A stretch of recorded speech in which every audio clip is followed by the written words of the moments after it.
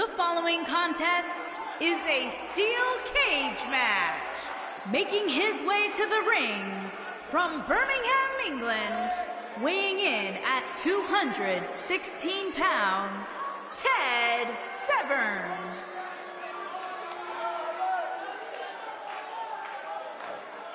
Ladies and gentlemen, we're just moments away from this gigantic steel cage match. And given the superstars involved, you can bet this one will be about as vicious and gruesome as it gets.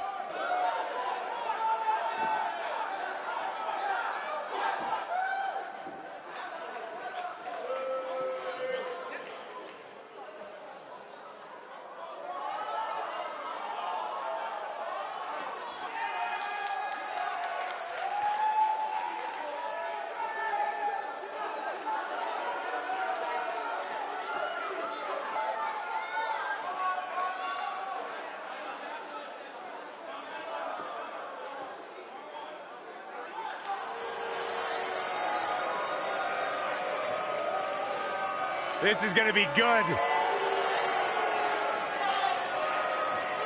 And his opponent from West Newbury, Massachusetts, weighing in at 248 pounds, John Cena.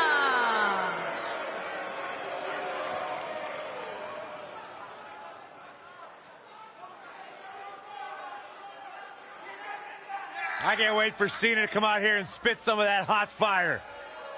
I like the attitude of John Cena. Reminds me of when I used to freestyle. Where, in Burke?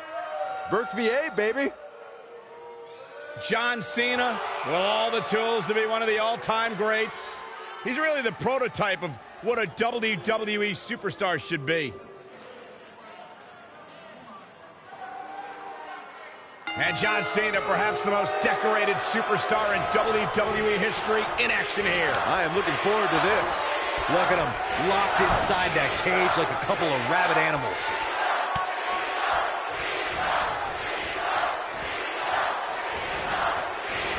Nailed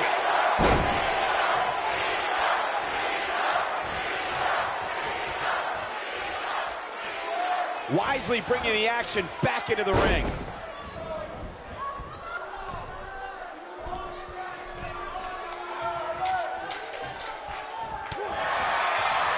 Beautiful technique.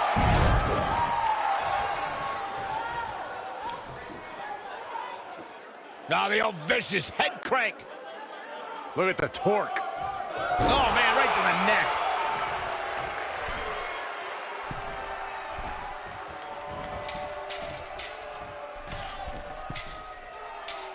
Before 2017's Extreme Rules, there were just 3 previous tag team matches where championship gold was decided inside a steel cage in the history of WWE special events. The Hardy Boys were in 2 of those matches. At Extreme Rules, in order to win the match, both members of a team had to exit the cage and have both feet on the floor. The Hardys used their famous continuity to gain the early advantage until Cesaro and Sheamus utilized their devastating power to slow the pace of the match down. Both teams battled atop the steel cage, but in the end, Sheamus and Cesaro won the race to the arena floor to become new Raw Tag Team Champions. What a stomp! Good grief. This might be it! Oh, my. Ooh!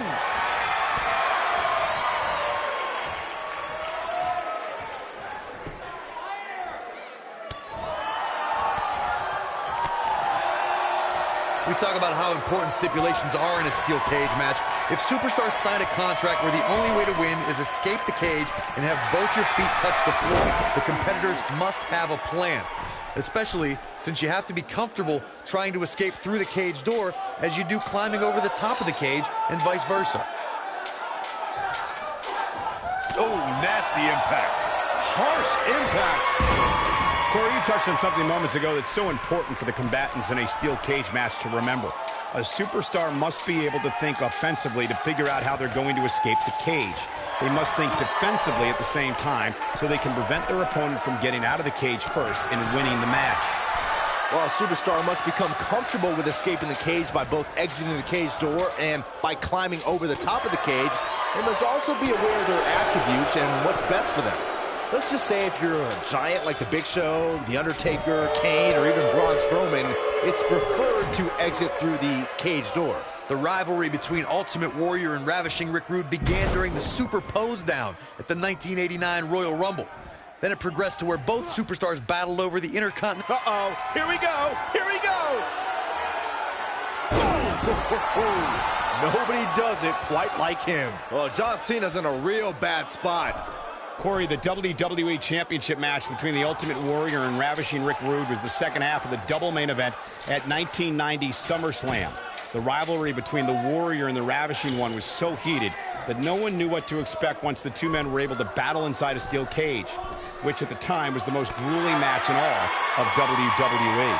The Ultimate Warrior dominated early on with his incredible strength. Rick Rude turned the tables and used the steel surroundings to his advantage. At one point, Rude dove from the top of the cage onto the Warrior, but after the Warrior's signature Gorilla Press Slam, the Ultimate One climbed over the cage and retained his WWE Championship. The WWE Universe has seen the evolution of the steel cage in the enclosure known today as Hell in a Cell. The first time an enclosed cage was seen was in October of 1983 in the last Battle of Atlanta. The enclosed cage was seen a few years later. German suplex, but that's not all. Into a ripcord lariat, what a combination! This one might be over, guys. Yeah, and this is why. Take a look. Byron, when we talk about the progression of steel cage matches and the type of structures that have been spawned from them, I need to point out that some cages have been electrified. One was made from bamboo in the form of a Punjabi prison match. And, of course, the Elimination Chamber with glass pods and steel doors. And today we have the Asylum match, where weapons are on top of the cage.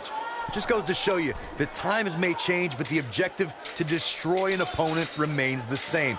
There's still no better way to settle a score than to do battle with your adversary inside a steel cage. Yes! Unreal performance.